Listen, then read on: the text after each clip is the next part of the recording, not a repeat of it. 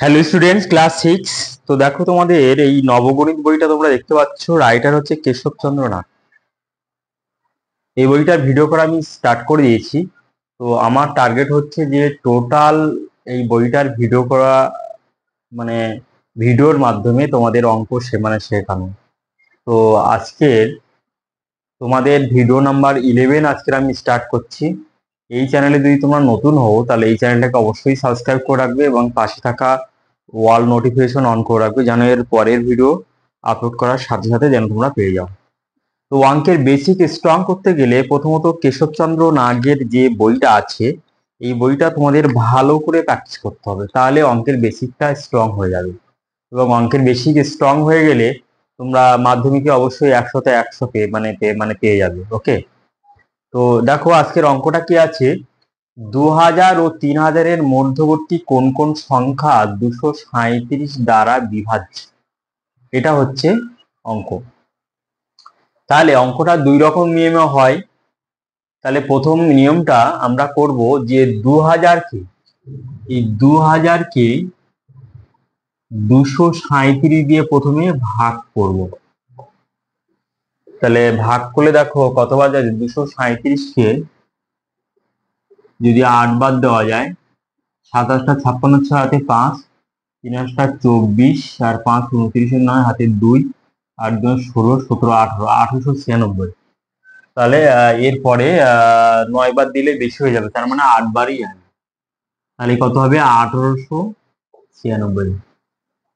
Minus করলে 4 হবে, হাতে 1, 9 কে 10, 10 মিডিল শূন্য হাতে 1, কাটাকে 9, 10 1 হলে হাতে 1, 1 1 2, বাম সাইডে শূন্য বসে 104। তাহলে এবার কি করব, যে 237 থেকে মাইনাস করব 104। এই 104টা মাইনাস করে দেবো, তাহলে কত হচ্ছে 4 আর 3 7 হলে, আর এখানে 3 নামবে, আর এখানে 1 2 133। তাহলে কেন আমরা এখানে মাইনাস করলাম এই কারণে, 237 থেকে 104 মাইনাস হবে এই কারণে, আমরা দেখব যে 2000-এর পরবর্তী কোন সংখ্যা 237 দিয়ে বিভাজ্য, সেই সংখ্যাটা পাওয়ার জন্য আমরা এই ভাজক থেকে ভাগশেষ এখানে বিয়োগ করলাম। যদি 2000 আগের সংখ্যা চাইতো যে মানে 237 দ্বারা বিভাজ্য, তখন কি করতাম, এই 2000 থেকে মানে এই 104 বিয়োগ করে দিতাম। বিয়োগ করলে যে সংখ্যাটা হতো সেটা হচ্ছে 2000-এর আগের যে সংখ্যাটা, যে সংখ্যাটা 237 দিয়ে বিভাজ্য। তাহলে 237-এর পরবর্তী, মানে 2000-এর পরবর্তী কোন সংখ্যা 237 দ্বারা বিভাজ্য সেটা নির্ণয় করতে গেলে আমরা কি করব, যে প্রথমে 237 থেকে 104 বিয়োগ করে দিয়ে যে সংখ্যাটা পাবো, সেই সংখ্যাটা যোগ করলে, 2000-এর সাথে যোগ করলে যে সংখ্যাটা পাবো, সেই সংখ্যাটাই হচ্ছে 237 দিয়ে বিভাজ্য। এবার আমরা লিখব, অতএব 2000 যোগ 133, তাহলে কত যোগ করলে কত হবে, 2133, তাই না? তাহলে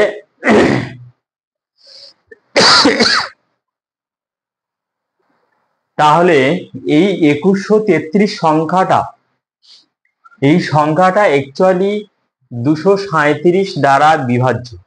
তার মানে এই 2133টা আমরা কি করে পাচ্ছি, 237-এর সাথে আমরা গুণ করছি 9 দ্বারা।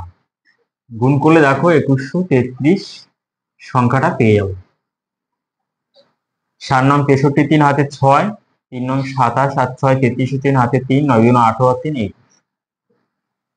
ঠিক আছে, তাহলে এর পরের কোন সংখ্যা হবে, তাহলে এবার কি আমরা 237 নিয়ে এবার আমরা গুণ করব, 10 গুণ করব, তার মানে হচ্ছে 2370। আবার 237-এর সাথে আমরা 11 গুণ করব, মানে মানে হচ্ছে যতক্ষণ না 3000-এর বেশি হচ্ছে ততক্ষণ গুণ করে যেতে হবে। 237-এর সাথে 11 গুণ করলে তাহলে কত হবে, তাহলে 237 এখানে লিখে যেতে হবে, আর এখানে 7, এখানে 3, এখানে 2, 7 হলো 7 10 হলো 1, 3 আর 3 6, 2, 2607। 2607, ঠিক আছে। তাহলে 2607 হচ্ছে, তারপরে এর সঙ্গে আমরা কত গুণ করব, যে 237-এর সাথে এবার 12 গুণ করব। তাহলে 12 গুণ করলে কত হচ্ছে, 237, 12 গুণ করে দেখি, 7 গুণ 14, 4 হলে 1, 3 6 রাখে 7, আর 2 গুণ 4, 7 3 2, 4 7 4 14, 4 হলে 1, 3 4 4 8, আর 2 2814। তাহলে 2814 এটা হচ্ছে 237 দিয়ে মানে বিভাজ্য। এবার 237-এর সাথে আমরা গুণ করব 13 গুণ করব। তাহলে 237-এর সাথে 13 গুণ করে দেওয়া যাক, দেখা যাক কি হয়। 3 7 21 1 হাতে 2, আর 3 থেকে 9, আর 2 11 হলে 1, 3 6 রেখে 7, 7 3 2, তার কত 1 8, 10 হলে 1 বেরিয়ে 3, 3081। তাহলে কত হচ্ছে, 3081। অ্যাকচুয়ালি 3000-এর থেকে অনেক মানে হচ্ছে বেশি হয়ে যাচ্ছে। তাহলে এবার লিখতে হবে, অতএব 237 যা যা নির্ণয় সংখ্যাগুলি হলো, যে 2000 ও 3000 এর, 2000 ও 3000 এর মধ্যবর্তী 237 দ্বারা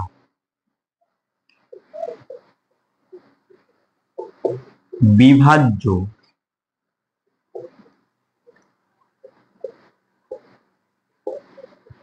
সংখ্যাগুলি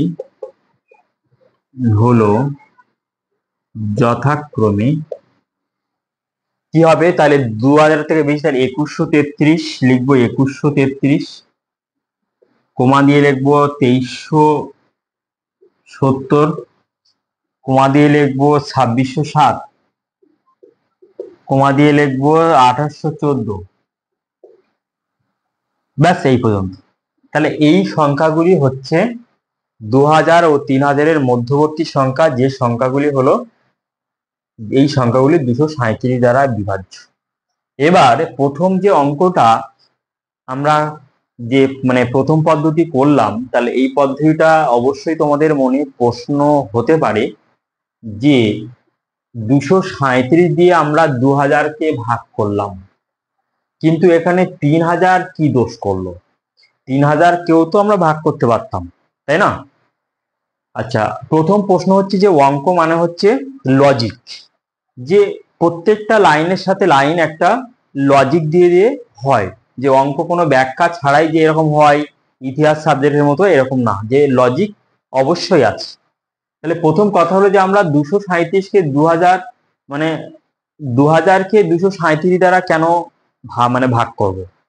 তার কারণ হচ্ছে আমরা দেখতে চাই যে 237 দ্বারা বিভাজ্য এমন সংখ্যা চাই, যে আমরা দেখতে চাই যে 2000 আগে বিভাজ্য কিনা।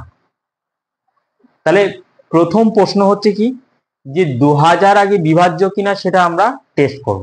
টেস্ট করে আমরা দেখলাম যে 104 এখানে অবশিষ্ট আছে, তার মানে কি, যে 2000-এর মধ্যে 104 সংখ্যাটা বেশি আছে, যার জন্য ভাগ করা যাচ্ছে না। যদি ভাগ করা যেত কমপ্লিটলি, তাহলে কি হতো, এই ভাগশেষটা শূন্য হতো। যদি এখানে ভাগশেষ শূন্য হতো, তাহলে জোর গলায় অবশ্যই বলা যেত যে 2000 সংখ্যাটি 237 দ্বারা বিভাজ্য। কিন্তু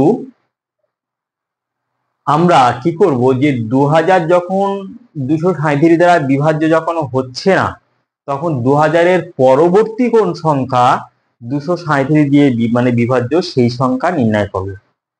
কারণ আমাদের সংখ্যাগুলো চেয়েছে 2000 ও 3000-এর মধ্যবর্তী, তাহলে 2000-এর পরের সংখ্যা আমাদের খুঁজতে হবে। তাহলে আমরা কি করব, সেই পরের সংখ্যা খুঁজতে গেলে নিয়মটা কি, যে এই ভাগটা করার পরে এই মানে ভাজক থেকে, অর্থাৎ 237 থেকে 104 আমাদের বিয়োগ করতে হবে। বিয়োগ করলে তাহলে একটা সংখ্যা পাচ্ছি। তাহলে এই সংখ্যাটা যদি 2000-এর সাথে যদি যোগ করে দেওয়া যায়, তাহলে আমরা কিন্তু 237 দিয়ে বিভাজ্য সংখ্যাটি আমরা পেয়ে যাব। পেয়ে গেলাম 2133। তা এবার প্রশ্ন হচ্ছে 2133টা 237-এর কত গুণ, তা গুণ করে দেখলাম 9 গুণ। তাহলে এই একই রকম ভাবে 9 গুণ, 10 গুণ, 11 গুণ, 12 গুণ, 13 গুণ করে দেখলাম 13 গুণের বেলায় 3000-এর থেকে বেশি হয়ে যাচ্ছে। তার মানে অ্যাকচুয়ালি 2000 ও 3000-এর মধ্যবর্তী যে সংখ্যাগুলো 237 দিয়ে মানে বিভাজ্য, সেই সংখ্যাগুলোই হচ্ছে এইগুলি। তাহলে অঙ্কটা আশা করি সম্পূর্ণভাবে বুঝতে পারলে। এবার তোমাদের মনের মধ্যে আরো একটা প্রশ্ন আসতে পারে, সেটা হচ্ছে 3000 কি দোষ করেছে। তো 3000 দিয়ে তোমরা যদি অঙ্কটা করো তাহলে হবে বিকল্প পদ্ধতি। তখন কিন্তু কি করতে হবে, যেখানে 2000 থেকে পরপর যখন বেড়ে বেড়ে গেছিল, তাহলে ওখানে কি করতে হবে, যে মানে 3000 থেকে কমিয়ে কমিয়ে আনতে হবে সংখ্যাগুলো। তাহলে সেটা হচ্ছে বিকল্প পদ্ধতি। সেটা এক্ষুনি দেখো আমি করছি। এবার দেখো যে বিকল্প পদ্ধতি, অর্থাৎ প্রথম পদ্ধতিতে করলাম, এটা হচ্ছে দ্বিতীয় পদ্ধতি। দ্বিতীয় পদ্ধতি মানে হচ্ছে বিকল্প পদ্ধতি। এবার আমরা কি করব, 3000-কে 237 দ্বারা ভাগ করব। তাহলে প্রথমে কতবার যাবে, 300-এর মধ্যে 237 একবার যাবে, ভাগ করলে কত হচ্ছে 3, 3 4, 6 হাতে 1 ধরে 3, 630। 630-এর মধ্যে এবার 3 বাদ দিলে কত হচ্ছে 237, 321 1 হাতে 2, 3 থেকে 9 আর 2 11 হলে 1, 3 গুণ 6 রেখে 711। তার মানে 2 বার যাবে, 7 গুণ 14 4 হলে 1, আর 3 6 রেখে 7 আর 2 গুণ 4। বিয়োগ করলে কত হবে, 6 হাতে 1, 3 7 রেখে 8, 8 আর কত 13, 5 হলে হাতে 1, 4 থেকে 5, 6 1 হলে 156। এবার 3000 থেকে 156 বিয়োগ করতে হবে। তাহলে অতএব 3000 বিয়োগ 156, 156 বিয়োগ করলে কত হবে, 4 হাতে 1, 5 6, 4 হলে 1, 1 2, 8, 2, 2844। 5 6, 4 হলে 2844 হচ্ছে। তো অঙ্কটা দেখা যাক আরেকটা বার।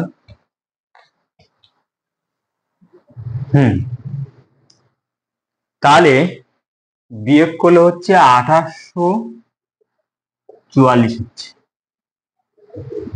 তাহলে 3000-এর আগে যে সংখ্যাটা, 3000-এর আগে যে সংখ্যাটি 237 দিয়ে বিভাজ্য, সেই সংখ্যাটি আমরা পাচ্ছি 2844। এবার এই 2844টা 237-এর সাথে কত গুণ করলে এই 2844টা মানে এই সংখ্যাটা হয়। তাহলে অ্যাকচুয়ালি আমরা কি করলাম, যে 156 যখন 3000 দিয়ে তখন বিয়োগ করে দিলাম, তখন তাহলে দেখো এখানে এই 3000 মানে 237-এর 12 গুণ হবে, 12 গুণ হবে 2844। তার কারণ ওই 156টা এখানে বিয়োগ করে দিয়েছি, তাহলে বিয়োগ করে বাড়তি যে সংখ্যাটা তাহলে আউট করে দিলে রিমেইনিং যে সংখ্যাটা থাকবে সেই সংখ্যাটা 237 দিয়ে বিভাজ্য, অর্থাৎ 237-এর 12 গুণ। এবার কমিয়ে আনতে হবে, তাহলে 237-কে এবার 11 দিয়ে গুণ করতে হবে, 237-কে এবার 10 দিয়ে গুণ করতে হবে। তাহলে 237-কে 11 দিয়ে গুণ করে তাহলে কত হবে, 11 দিয়ে গুণ করলে তাহলে কত হবে, 237, 7 এখানে 3 এখানে 2, তাহলে 7 হবে, 7 10 হলে 1, 0 3 3 6 2, 2607। তাহলে 2607 হবে। এখানে কি হবে, ইজিক্যাল টু 2370 হবে। মানে যতক্ষণ না 2000-এর কম হচ্ছে ততক্ষণ গুণ করে যেতে হবে। তাহলে 237-এর সাথে তাহলে 9 গুণ করতে হবে।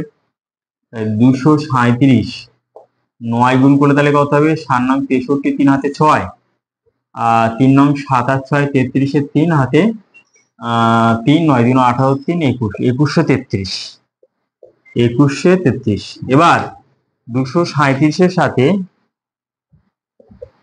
8 গুণ দিলে কত হবে? 27 56 সাথে 5 3 3 24 24 5 29 9 হাতে 2 আর 16 17 18 1896। তাহলে 1896 তে অ্যাকচুয়ালি 2000 থেকে কম আছে। তাহলে লিখতে হবে যে অতএব বিকল্প পদ্ধতিতে যে অতএব 2000 ও 3000 এর, তাহলে 2000 ও 3000 এর মধ্যবর্তী 237 দ্বারা বিভাজ্য সংখ্যাগুলো হলো যথাক্রমে এই সংখ্যাগুলি। তাহলে একই উত্তর বার হলো আগের পদ্ধতিতে, আর এই পদ্ধতিতে একই উত্তর বের করে দিলাম। তাহলে আজকের ভিডিও এই পর্যন্ত। এর পরের ভিডিও তোমরা পেতে গেলে এই চ্যানেলটাকে অবশ্যই সাবস্ক্রাইব করে রাখো এবং পাশে থাকা অল নোটিফিকেশন অন করে রাখো। ওকে।